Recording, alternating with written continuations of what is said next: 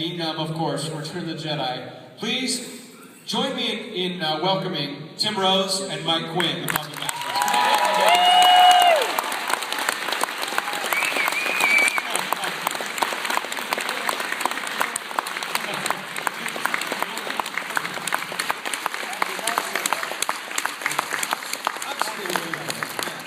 Oh, this is the best seat all day. Yeah, it's funny.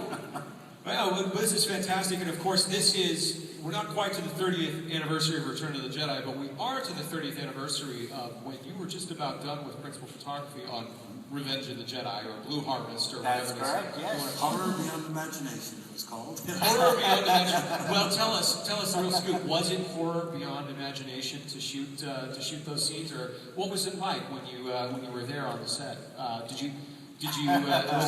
it hot? Was it fun? Was it long? Was it? For me, I was at just the right age where, when the original Star Wars came out, my buddies and I were all maybe 13, 14 years old. Right. And we were all in the cinema pretending we were flying X-Wings with our feet up on the back of the cinema seats and all that. And then when Jedi came out, I had my own spaceship.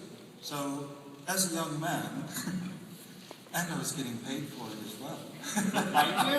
It didn't get much better than that. They said, so you are this Admiral Akbar. You're a Mon Calamari, and you fly this giant ship. I mean, what was that like as a Star Wars fan? Even back then when you got that news. I mean, it must have just been.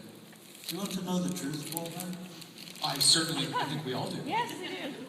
No. I was actually there. I was working with Phil Tippett in the workshop because I also build the characters as well as perform them. And I was hired to puppeteer Salacious Crumb. Right. Now, Admiral Akbar was over in the corner, and I said to Phil, who's that over in the corner? And they said, oh, he's another background character that shows up later on in the movie. I said, can I do him too? And they said, yeah, of course you can.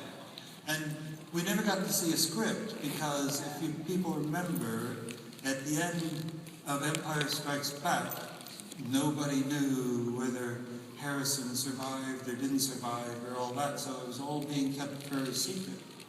So I thought I was just doing another little background character after the first one at the time. That's the truth. Yeah. This is like inside the Akbar studio.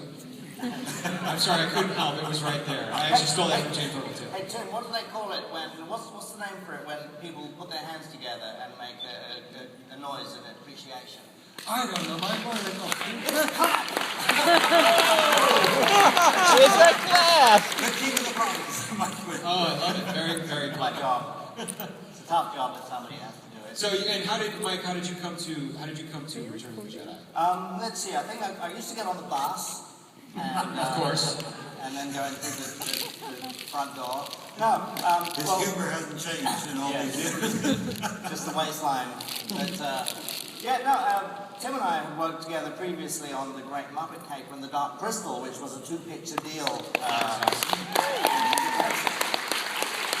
So we had worked closely together on the Skeksis and all that kind of thing. So we still are, especially you. Not me. But so Jedi was the next picture in that same studio, funnily enough, wasn't it? Actually, the next big picture at Elstree Studios. So I don't know how we got the job. I think because we were trained up by Jim Henson and all that. So they just hired all the same puppeteers. So we kind of lucked out. Or I lucked out from my point of view.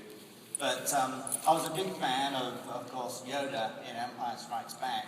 And to me, that scene is still magical when you first encounter Yoda in the Dagobah there.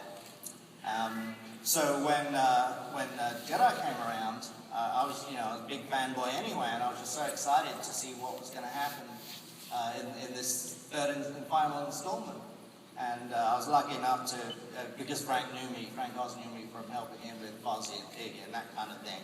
So he chose me to help with Yoda, so doing his right hand. So for me, just being in that environment was such a treat. On the one hand, I was a fan, 17 years old.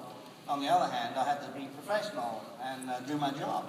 And we did, as Tim says, we didn't know what the story was or anything. We'd get given our page, which was numbered, and we had to sign it and give it back or something, right? So we didn't know what was going on or if they were fake lines We or found out whatever. the day before. Yes. Yeah, it's like, oh, you got new lines for tomorrow.